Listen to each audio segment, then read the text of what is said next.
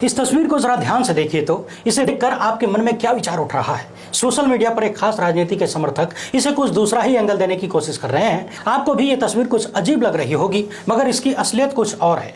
क्या है पूरी कहानी अच्छे से बताएंगे। इसके साथ ही बात करेंगे कि क्या देश के प्रधानमंत्री समझ चुके हैं कि विदाई के दिन नजदीक हैं। क्या उन्हें इस बात का एहसास हो चुका है कि 2024 में अब सत्ता हाथ से निकलती हुई दिख रही है। आज लाल किले पर भाषण देते वक्त उन्होंने कुछ ऐसी बातें कही हैं जो शंकाओं को हवा देती हैं। इसके साथ ही आज प्रधानमंत्री द्वारा दिए गए भाषण का बढ़िया वाला, एकदम तगड़ा वाला और सटीक पोस्टमार्टम करेंगे।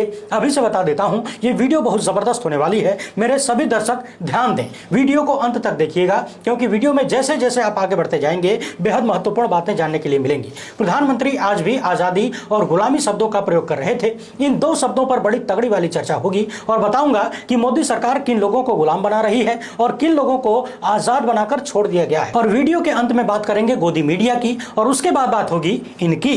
पहचानते तो आप होंगे ही, इनके परम ज्ञान का पिटारा एक बार फिर से फट के चितरा गया है। इनके और इनके चेले चपाटों के नए आविष्कार को ध्यान से देखने के बाद चुपके से बाथरूम में जाकर हंस लीजिएगा। कहीं किसी की धार्मिक भावना आहत हो गई तो भैया हमारी कोई जिम्मेदारी नहीं है। वीडियो शुरू करने से पहले आप सभी से अनुरोध है कि यदि आप हमें पहली बार देख रहे हैं तो फेसबुक पर हमारे पेज को फॉलो लाइक कर लीजिए, यूट्यूब पर सब्सक्राइब करके बेल आइकन जरूर बजाइएगा। यदि हमारे वीडियोस पर कोई पॉपअप मैसेज दिखे जिसमें कैंसिल या कंफर्म करने के लिए पूछा जाए तो आप लोग कंफर्म करके वीडियो को पूरा देख लिया करिए। ये नया वाला खेल शुरू हुआ है आजादी के अमृत महोत्सव के रूप में। सबसे पहले आप सभी को स्वतंत्रता दिवस की ढेर सारी शुभकामनाएं। ईश्वर करे आप सब स्वतंत्रता महसूस कर पाएं। और ईश्वर के कुछ करने से पहले आप लोग वीडियो को लाइक और शेयर करके 2-4 कमेंट जरूर कर दिया करिए। ये सब कुछ इसलिए ताकि देश को गोदी मीडिया के जहर से बचाया जा सके और आपका मीडिया मजबूत हो जो आपकी आवाज बने। अब हम बारी बारी से प्रधानमंत्री जी की कुछ बातों का विश्लेषण करने जा रहे हैं। हालांकि सारी बातों का हो भी नहीं सकता, हमेशा की तरह इस बार भी 1.5 घंटिया भाषण दिया गया है, मगर उस भाषण में क्या क्या है यह समझना बहुत जरूरी है। आज प्रधानमंत्री सबसे पहले गांधी की समाधि पर पुष्पांजलि अर्पित करने पहुंचे। जाहिर सी बात है, कोशिश है देश को यह दिखाया जाए कि राष्ट्रपिता का हम बहुत सम्मान करते हैं। मगर आज से कुछ दिन पहले ही वाराणसी में सर्व सेवा संघ, जो कि गांधी के विचारों के प्रचार प्रसार के लिए बनाया गया था, इस देश के महत्वपूर्ण लोगों द्वारा सरकार के सन की बुलडोजर ने उसे ढहा दिया। हजारों की संख्या में किताबें बेघर हो गई। गांधी के विचारों को सीमित करने की भरपूर कोशिश करते हुए दांत चियारता हुआ बुलडोजर आजादी का अमृत महोत्सव मनाने लगा। आज अपने भाषण में प्रधानमंत्री ने 26 बार परिवार जन शब्द का प्रयोग किया, यानी कि देश के लोगों को परिवार का सदस्य बताने की कोशिश हो रही थी। यह आंकड़ा दैनिक भास्कर ने दिया है कि प्रधानमंत्री ने 26 बार परिवार जन शब्द का प्रयोग किया है। अब सोचने वाली बात यह है कि यदि प्रधानमंत्री देश के लोगों को परिवारजन समझते हैं तो फिर 3 महीने से अधिक वक्त तक मणिपुर जलता रहा। हाल ही में हरियाणा में क्या क्या हुआ ये आप सब ने देखा है। क्या कोई परिवार का मुखिया अपने परिवारजनों को इस तरीके से जलता हुआ, मरता हुआ, तड़पता हुआ छोड़ सकता है क्या? आज अपने भाषण में उन्होंने मणिपुर पर कुछ देर बोला, मगर सवाल यह है कि जब समूचा विपक्ष सदन में मणिपुर के मुद्दे पर सवाल कर रहा था तो प्रधानमंत्री की जबान क्यों बंद रही? मणिपुर में 150 से अधिक लोग मार दिए गए, हजारों लोग बेघर हो गए, न जाने कितनी महिलाओं की अस्मत लूट ली गई, फिर भी प्रधानमंत्री मणिपुर का म तक नहीं बोल पाए और आज लाल किले पर खड़े होकर मणिपुर का नाम ले रहे हैं। संसद में तब तक मणिपुर की चर्चा नहीं करते हैं जब तक विपक्षी सांसद संसद के भीतर बैठे होते हैं। सवाल यह है कि प्रधानमंत्री हमेशा एक तरफा बात क्यों करते हैं? सवालों का सामना करना क्यों नहीं चाहते? क्या जवाब देने से डर लगता है या फिर जवाब है ही नहीं? बारी बारी से एक एक बात को ध्यान से सुनते जाइए, हर एक बात सीधे आपके दिल में उतरने वाली है। प्रधानमंत्री ने यह भी कहा कि राजनीति से परिवारवाद, भ्रष्टाचार और तुष्टीकरण को मिटाना है, जबकि उनके सामने ही देश के गृह मंत्री अमित शाह से लेकर रक्षा मंत्री राजनाथ सिंह तक और तमाम ऐसे नेता बैठे हुए थे जो या तो खुद परिवारवाद की वजह से राजनीति में हैं या फिर उनके बच्चे राजनीति में बड़े बड़े पदों पर बैठे हुए हैं। गृह मंत्री के बेटे को ही ले लीजिए, यदि उनके पिता गृह मंत्री ना होते, अमित शाह ना होते, तो क्या जय शाह कभी भी बीसीसीआई के इतने बड़े पद पर बैठ पाते? आखिर जय शाह की ऐसी कौन सी काबिलियत है जो उन्हें बीसीसीआई के इतने महत्वपूर्ण पद पर बैठा दिया गया है और उन्हें बैठाए रखने के लिए नियमों में संशोधन तक कर दिया गया? आज की तारीख में यदि केवल भारतीय जनता पार्टी से संबंधित लोगों के भीतर परिवारवाद ढूंढा जाए तो शायद अन्य सभी दलों से ज्यादा नहीं तो कम भी नहीं मिलेगा परिवारवाद भारतीय जनता पार्टी के भीतर। आगे प्रधानमंत्री ने कहा कि भ्रष्टाचार को मिटाना है राजनीति से। अब सवाल यह है कि कुछ साल पहले जिस कांग्रेसी नेता पर भारतीय जनता पार्टी के 2 नंबर के नेता बुकलेट जारी करके भ्रष्टाचार का आरोप लगा रहे थे, अब उन्हें असम का मुख्यमंत्री बना दिया गया है। 4 दिन पहले प्रधानमंत्री जिस एनसीपी के नेताओं पर 70,000 करोड़ के घोटाले का आरोप लगाते हैं, 4 दिन बाद वही कथित घोटाले घोटालेबाज बीजेपी सरकार में उप मुख्यमंत्री बना दिए जाते हैं। एकनाथ शिंदे से लेकर तमाम ऐसे नेता जिन्हें कभी भारतीय जनता पार्टी भ्रष्टाचार के आरोपों में घेरा करती थी और अब वो सब के सब बीजेपी के महत्वपूर्ण साथी बने बैठे हैं। तो सवाल यह है कि प्रधानमंत्री देश की राजनीति से भ्रष्टाचार मिटाना चाहते हैं या फिर विपक्षी पार्टियों में भ्रष्ट नेताओं को हटाकर विपक्षी दलों को भ्रष्टाचार मुक्त करना चाहते हैं। और यह कैसे हो जाता है कि तमाम विपक्षी पार्टियों के भ्रष्ट नेता बीजेपी में आकर हरिश्चंद्र बन जाते हैं। इसके साथ ही प्रधानमंत्री ने तुष्टिकरण की बात कही। इस सारा आप समझ रहे होंगे, तुष्टिकरण का आरोप विपक्षी पार्टियों पर लगाया जा रहा था। मगर सवाल यह है कि कपड़ों से पहचान लेने देश के गद्दारों को जैसे नारा देने वाले लोग क्या तुष्टिकरण नहीं कर रहे हैं? क्या मंच से खड़े होकर जय बजरंग बली का नारा लगाने वाले प्रधानमंत्री तुष्टिकरण नहीं कर रहे हैं? क्या बजरंग दल जैसे कथित दंगाई संगठन की तुलना बजरंग बली से करके देश के प्रधानमंत्री तुष्टिकरण नहीं कर रहे हैं क्या? और आगे प्रधानमंत्री ने जो बात कही है वो गजब की थी। आज तक के इतिहास में शायद किसी भी प्रधानमंत्री ने, किसी भी भारतीय प्रधानमंत्री ने इस तरह की बात नहीं कही होगी और लाल किले की प्राचीर से राजनीति नहीं खेला होगा। प्रधानमंत्री ने आज कहा कि 2024 में तिरंगा फहराएंगे, जबकि पिछले कार्यकाल के अंतिम 15 अगस्त को उन्होंने ऐसी कोई बात नहीं कही थी, कोई दावा नहीं किया था। अब सवाल यह पैदा होता है कि क्या ये सब कुछ हार के डर की वजह से निकल रहा है? पिछले कई दिनों से देखा जा रहा है कि प्रधानमंत्री जब भी बोलते हैं तो उनके टारगेट पर विपक्षी गठबंधन, इंडिया, राहुल गांधी और कांग्रेस समेत तमाम विपक्षी दल होते हैं। यहां तक कि मणिपुर के मुद्दे पर बोलना था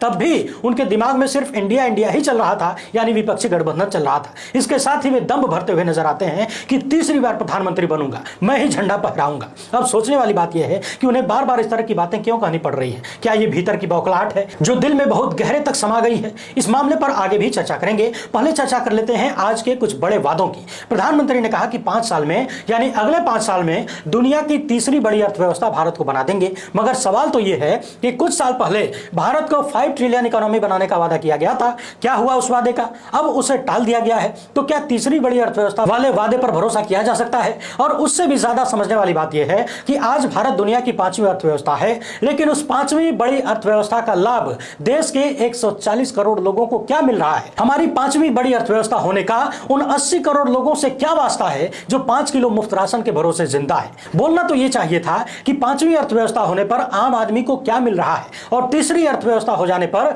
आम आदमी को क्या मिलेगा। क्या देश में चंद पूंजीपतियों के बड़े हो जाने से देश की जनता अमीर हो जाएगी, उसकी गरीबी दूर हो जाएगी, उससे मुफ्त राशन के भरोसे जिंदा नहीं रहना पड़ेगा? यदि ऐसा है तो प्रधानमंत्री के परम मित्र हाल ही में दुनिया के 2 नंबर के अमीर बने थे, मगर उस वक्त भी देश की आधी से ज्यादा आबादी 80 करोड़ लोग मुफ्त राशन के भरोसे, 5 किलो मुफ्त राशन के भरोसे जिंदा थे। और यह बात मेरी नहीं है, स्वयं देश की सरकार इस बात को बार बार कहती है। देश के प्रधानमंत्री कहते हैं। एक और वादा उन्होंने किया है कि किराए के मकान में रहने वालों को बैंक लोन में राहत देने का काम किया जाएगा। मगर सवाल यह है कि क्या इन लोगों को भी राहत उसी तरीके से मिलेगी जिस तरीके से आम आदमी को लोन मिलता है आज? एकदम आसानी से बैंक में गए, आधार कार्ड दिखाए और चट से लोन मिल जाता है। हाल ही में किसी भाजपा नेता ने कहा था कि खाली आधार कार्ड दिखाने से लोन मिल जाता है, बाकी कैसे मिलता है असली में ये आप सब जानते हैं। और बड़े बड़े लोगों को किस तरीके से कितना लोन मिल जाता है, कैसे कैसे मिल जाता है, ये भी आप सब जानते हैं। और वो लोन बाद में किस तरीके से माफ कर दिया जाता है, ये भी आप जानते हैं। लेकिन आम आदमी, एक आम नौजवान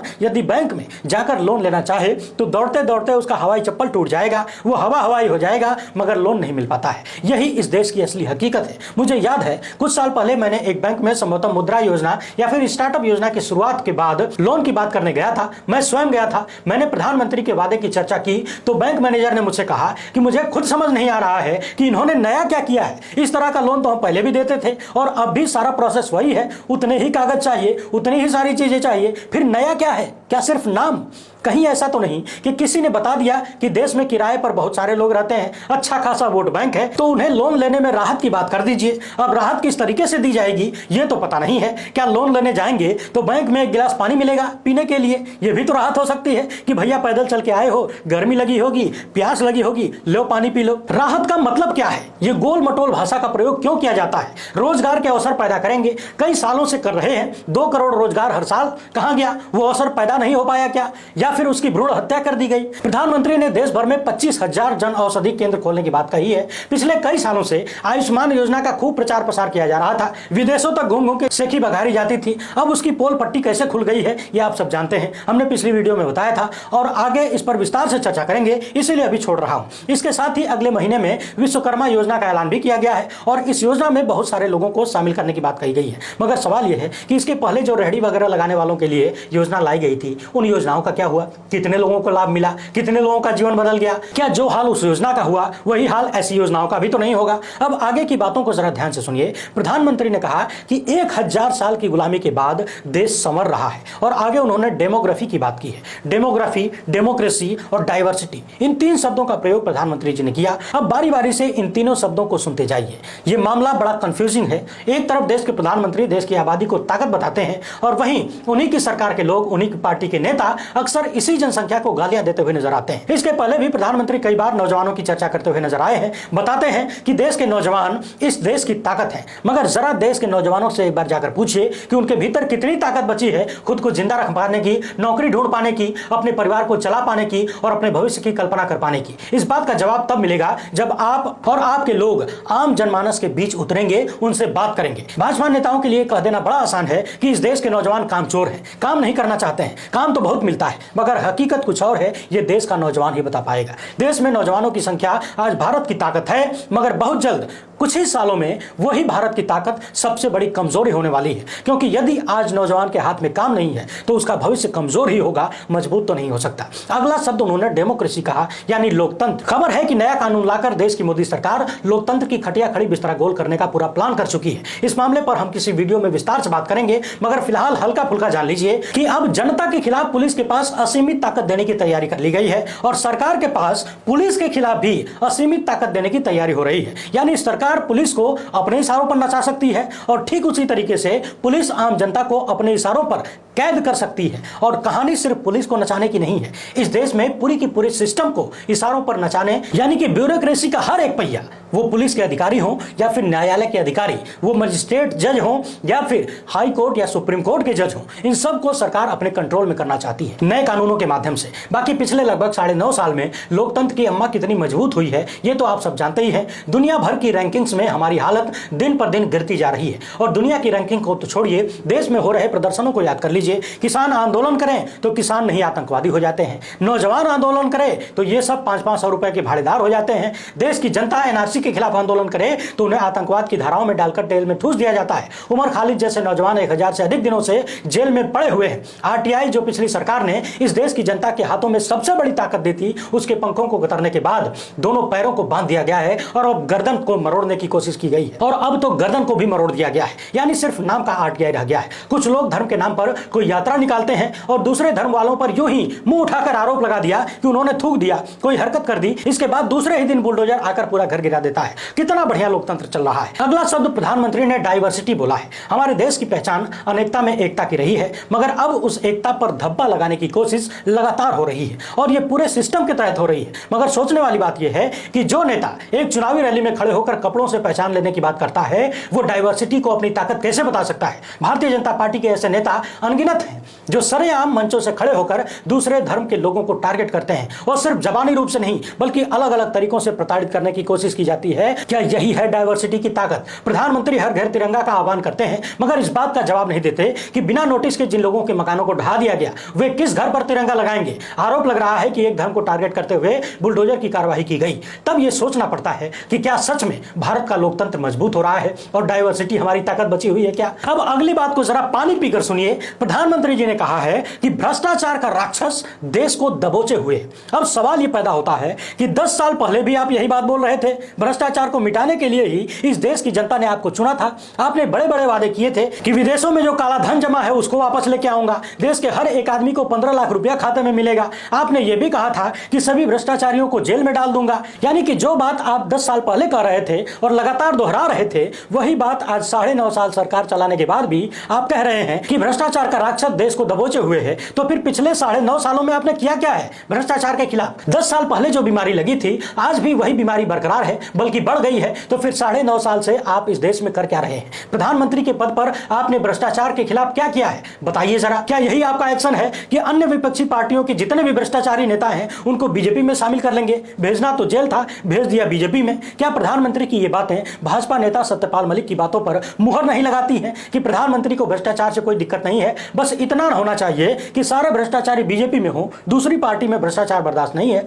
खबरों के अनुसार विदेशों में काला धन कई गुना हो गया है और और धन्ना सेठों का कर्जा किस तरीके से आए दिन माफ किया जा रहा है, यह भी हमने कई बार बताया है। देश के बैंकों का पैसा लूटकर, यानी देश की जनता का पैसा लूटकर नीरव मोदी और मेहुल भाई भाग गए, और इस तरह के सैकड़ों भाई भाग गए, एक दो नहीं सैकड़ों भाई भाग गए। जो भाग गए वो तो पैसा लेकर भाग गए, लेकिन मोदी सरकार टुकुर टुकुर मुंह ताकती रही, किसी को न रोक पाई और न वहां से किसी को उठाकर भारत वापस लेकर आ पाई, और न ही भारत का पैसा वापस आया। नोटबंदी करने के बाद मोदी सरकार ने वादा किया था कि भ्रष्टाचार खत्म हो जाएगा, और आज भी भ्रष्टाचार का राक्षस जिंदा है और देश को जकड़े हुए है। तो क्या प्रधानमंत्री खुद ही मुहर नहीं लगा रहे हैं कि नोटबंदी का भ्रष्टाचार से कोई लेना देना नहीं था, या फिर वो आरोप सही है कि नोटबंदी बड़े स्तर पर भ्रष्टाचार करने के लिए ही की गई थी? क्योंकि नोटबंदी से तो सारे भ्रष्टाचारियों और काला धन वाले बर्बाद होने वाले थे। कितने बर्बाद हुए कि आबाद हुए, इसका जवाब कौन देगा? आगे प्रधानमंत्री ने कहा कि मैं तिरंगे के नीचे 10 साल का हिसाब दे रहा हूं, लेकिन हिसाब के नाम पर गोल गोल टोपी पहनाई गई, गोल गोल घुमाया गया। हिसाब इस तरीके से प्रस्तुत किया गया कि सिर्फ सकारात्मकता दिखे, हकीकत न दिखे, असल में जमीन पर जो है वो न दिखे। प्रधानमंत्री ने यह भी कहा कि महंगाई को रोकने के लिए हमने खूब प्रयास किया है और सफलता भी मिली है। अब प्रधानमंत्री के इस प्रयास से आपको क्या मिला है, महंगाई से कितनी राहत मिली है, यह तो आप सभी जानते हैं। 70 रुपए वाला पेट्रोल आज 100 रुपए के आसपास बिक रहा है, राहत तो मिली गई होगी। 410 का सिलेंडर आज लगभग 1200 रुपए पहुंच गया है, यह भी महंगाई में राहत है। 65 रुपए लीटर वाला सरसों का तेल आज लगभग 200 रुपए के करीब है, क्या यही महंगाई में राहत है? क्या मोदी सरकार की महंगाई के खिलाफ प्रयासों का यही रिजल्ट है? क्या टमाटर 250 रुपए 300 रुपए किलो बिकने लगा, 150 वाला रिचार्ज आज 250 के करीब हो गया है, क्या यही है महंगाई में राहत? वीडियो में अंत तक बने रहिए, कुछ विशेष बातें हैं जिन्हें जानना आपके लिए बेहद जरूरी है। अगली बात देश के नौजवान कान खोलकर सुन ले। कहा गया है कि जो सौभाग्य भारत के युवाओं को मिला है शायद किसी को नहीं मिला, किसी के नसीब में यह सौभाग्य नहीं हुआ। इसे देखकर दुनिया के युवाओं को आश्चर्य हो रहा है, यानी मोदी सरकार ने भारत के युवाओं को इतना कुछ दे दिया है कि विदेशी युवाओं को आश्चर्य हो रहा है कि अरे बाप रे बाप, भारत में इतना कुछ मिल रहा है, हम भी होते भारत में तो मिलता। जरा पता लगाइए तो भारतीय नागरिकता लेने के लिए कितने करोड़ विदेशी युवा लाइन में खड़े हैं। लाइन देखने जाएंगे तो पता चलेगा कि कहानी उल्टी है। देश के यानी भारत के लाखों लोग भारत की नागरिकता छोड़ने और विदेश में जाकर बसने के लिए लाइन लगा रहे हैं। अब आप लोग बताइए कि मोदी सरकार ने देश के युवाओं को सौभाग्य के रूप में क्या दिया? रेलवे की वो भर्तियां जो 5 साल में पूरी नहीं हो पा रही हैं, क्या यही है सौभाग्य? बैंकों के तमाम पद जो खत्म कर दिए गए, केंद्र सरकार के विभागों में सैकड़ों की संख्या में पद खत्म कर दिए गए, केंद्र सरकार के भीतर 10 लाख के आसपास नौकरियां खाली हैं, सरकार भर नहीं रही है। अलग अलग राज्यों में और भाजपा शासित राज्यों में भी अध्यापकों और पुलिस के खाली पदों को ही जोड़ लिया जाए तो बीजेपी की सरकारों में ही लाखों की संख्या में पद खाली हैं। क्या यही मिला है देश के युवाओं को सौभाग्य के रूप में? उत्तर प्रदेश की ही बात कर लें तो लगभग 5 सालों से पुलिस की कोई भर्ती नहीं आई है। अब कल्पना करके देखिए, 5 साल पहले जिस नौजवानों ने यूपी पुलिस में भर्ती के लिए सपना देखा होगा, तैयारी शुरू की होगी, आज उनकी उम्र समाप्ति की ओर है। उसके लिए जिम्मेदार कौन है? क्या प्रधानमंत्री ने यही सौभाग्य दिया है देश के नौजवानों को? देश के गरीब और मिडिल क्लास के नौजवान सेना में जाकर देश के लिए मर मिटने का जज्बा रखते हैं, सपना देखते हैं। उस सेना की भर्ती को लेकर अग्निवीर के नाम पर किस तरीके से युवाओं के साथ धोखेबाजी हुई है, लगातार इस देश का युवा चिल्ला रहा है। 4 साल की नौकरी का जुमला, क्या यही है मोदी सरकार द्वारा दिया गया सौभाग्य? और जब नौजवान इस फैसले के खिलाफ प्रदर्शन करें तो उन्हें भर्ती से बहिष्कृत करने की धमकी दी जाए। देश के नौजवानों का सौभाग्य क्या यही है? क्या इसे ही देखकर दुनिया भर के नौजवान आश्चर्यचकित हो रहे हैं? प्रधानमंत्री ने 2 लाख लखपति दीदी बनाने की भी चर्चा की है, मगर सवाल यह है कि हर साल 2 करोड़ रोजगार जिस तरीके से मिल गया, क्या उसी तरीके से 2 लाख लखपति दीदी भी मिल जाएंगी देश को? अब हम कुछ विशेष चर्चा करने जा रहे हैं, ध्यान से सुनिएगा। प्रधानमंत्री ने गुलामी और आजादी की बात कही है, तो पहली बात कर लेते हैं कि क्या अलग अलग तरीके से इस देश की जनता को एक अलग तरीके की गुलामी में ढकेलने की कोशिश हो रही है। लोकतंत्र में सबसे महत्वपूर्ण आजादी होती है अपनी बात रखने की, और इसके तमाम उदाहरण और आरोप पिछले कुछ सालों में इस देश की जनता के सामने आए हैं। जब अपनी बात रखने की वजह से तमाम लोगों को जेल का सामना करना पड़ा है, बहुत सारे लोगों को सवाल करने और बोलने मात्र की वजह से आतंकवाद की धाराओं में दर्ज कर लिया गया। ऐसे तमाम आरोप सामने आए, तमाम पत्रकारों, बुद्धिजीवियों और समाजसेवियों का नाम इसमें शामिल है। देश के मीडिया का क्या हाल हुआ है ये तो आप सब जानते ही हैं, आगे इस पर बात करेंगे। मगर आम जनमानस को किस तरीके से अलग अलग कानूनों के माध्यम से बांधने का प्रयास हो रहा है, कथित तौर पर गुलाम बनाने की कोशिश हो रही है, ये सब आपके सामने है। आरटीआई को कमजोर करने से लेकर हाल ही में एक कानून बनाया गया जिसके तहत कोई दवा बनाने वाली कंपनी दवा बनाती है और उसकी दवा से किसी को कोई नुकसान हो जाए, कोई अप्रिय घटना हो जाए तो उसके लिए उसे सजा नहीं दी जाएगी, जुर्माना लगाया जाएगा। जबकि अब तक संभवतः 7 साल की सजा और जुर्माना दोनों का प्रावधान था। क्या यह फर्जी दवा बनाने वालों के लिए रास्ता खोला जा रहा है? मुझसे बहुत सारे लोग फोन पर बात करते हैं और सामने से भी मिलते हैं जो इस सरकार को पसंद नहीं करते, उनकी बात तो छोड़ दीजिए, जो समर्थक हैं वो भी अपनी बात कहते हैं और कहते हुए डरते हैं। अकेले में हमसे बोल देते हैं लेकिन कैमरे पर बोलने की हिम्मत नहीं होती। होती। उन्हें लगता है कि बोलेंगे तो कुछ भी किया जा सकता है। क्या यही है आजादी और उसका अमृत महोत्सव, अमृतकाल? मगर हाँ, अमृतकाल, अमृत महोत्सव और जबरदस्त आजादी कुछ लोगों को भर भर के मिली हुई है। आजादी मिली हुई है देश के गोदी मीडिया को बड़े से बड़ा झूठ परोसने की। आजादी मिली है देश के गोदी मीडिया के लपटझंडिसों को बोरी भर भर के नफरत फैलाने की। आजादी मिली है उन्हें इस देश की सौहार्द को बिगाड़ने की। आजादी मिली है अमित मालवीय जैसे बीजेपी के लोगों को आए दिन दर्जनों सैकड़ों झूठ परोसने की, फेक न्यूज फैलाकर देश में दंगा कराने की और माहौल बिगाड़ने की। आजादी मिली है हुर्र फुर्र चुर करके कैंसर जैसी बीमारियों को ठीक करने का दावा करने वाले धीरेन्द्र शास्त्री जैसे लोगों को संविधान की बखिया उधेड़ने की, हिंदू राष्ट्र बनाने की वादे करने की। और आजादी मिली है मोनू मानेसर जैसे हत्यारोपियों को जो अलग अलग राज्यों में वांछित होने के बावजूद खुलेआम घूमते हैं। मोहम्मद जुबैर ने रिसर्च में बताया है कि मोनू मानेसर 26 और 27 जून को राजस्थान में था। वहां उसके लोग उसका सरेआम स्वागत कर रहे हैं और वो बड़ी मुफ्ती में घूमता हुआ दिख रहा है। निश्चित ही आजादी का अमृत महोत्सव मोनू मानेसर और बिट्टू बजरंगी जैसे तमाम लोगों के लिए अमृत बरसा रहा है। मगर सवाल यह है कि राजस्थान की पुलिस क्या कर रही है और कितनी आजादी चाहिए? नासिर और जुनैद को जिंदा जला देने वाला आरोपी खुलेआम उस राजस्थान में घूम रहा है जहां की पुलिस को उसे गिरफ्तार करना चाहती है। इस मामले पर अपना जवाब देते हुए राजस्थान पुलिस ने कहा है कि हमने मोनू मानेसर को क्लीन चिट नहीं दी है, हम जांच कर रहे हैं। बहुत अच्छी बात है, जांच करते रहिए, आप भी तो आजाद हैं। इस मामले में दो तस्वीरें साफ हैं। एक तरफ आजाद मोनू मानेसर, दूसरी तरफ मौत की गुलामी में उतर चुके नासिर और जुनैद और उसके जैसे तमाम लोग। इस देश में इस सरकार ने उन तमाम लोगों को जबरदस्त आजादी दी है जिनकी चर्चा सीएजी ने हालिया रिपोर्ट में की। उन ठेकेदारों को आजादी मिली है जो अयोध्या में बिना काम किए सरकार से पैसा ले लेते हैं। उन लोगों को आजादी मिली है जो बस 18 करोड़ प्रति किलोमीटर के हिसाब से हाईवे बनाने के बदले में 2.5 करोड़ रुपए पा जाते हैं। उन लोगों को आजादी मिली है जो भारतमाला प्रोजेक्ट में भर भर के पैसा कमा रहे हैं। इन मुद्दों पर विस्तार से हम अलग वीडियो में बात करेंगे। ये अलग बात है कि जिन वीडियो में सीएजी की रिपोर्ट यानी मोदी सरकार पर लगे भ्रष्टाचार के आरोपों की चर्चा हो रही है, मैं कर रहा हूं, इस वीडियो को लोगों तक पहुंचने नहीं दिया जा रहा है। अलग अलग माध्यमों से उन पर पाबंदी लगाई जा रही है, मगर हम अपना काम करते रहेंगे, निश्चिंत रहिए। इस सरकार ने आजादी दी है ब्रजभूषण सिंह जैसे लोगों को, जिन पर देश की पहलवान बेटियां जिन्होंने दुनिया भर में तिरंगे का मान बढ़ाया हो, और जब वे यौन शोषण का आरोप ब्रजभूषण सिंह पर लगाती हैं, वो तो छाती तान कर घूमता है, लेकिन पहलवान बेटियों को दिल्ली पुलिस सड़कों पर रौंद देती, उनका खटिया बिस्तर सब कुछ उठाकर फेंक देती है। आजादी मिली है राम रहीम जैसे बलात्कार और हत्या के दोषियों को कि वे जब जी चाहे पैरोल पर जेल से करोड़ों की गाड़ियों में बैठकर शहर का मुआवना करने निकल सकते हैं और महीने महीने भर तक जेल से बाहर रहकर अपना काम सेट कर सकते हैं। इस सरकार ने आजादी दी है उन लोगों को जो खड़े होकर दलितों के मुंह पर पेशाब कर देते हैं। कोई किसी दलित के कथित रूप से लेटरिन खिला देता है, उन लोगों को भरपूर आजादी मिली हुई है। मणिपुर में उन लोगों को भर भर के आजादी दी है सरकार ने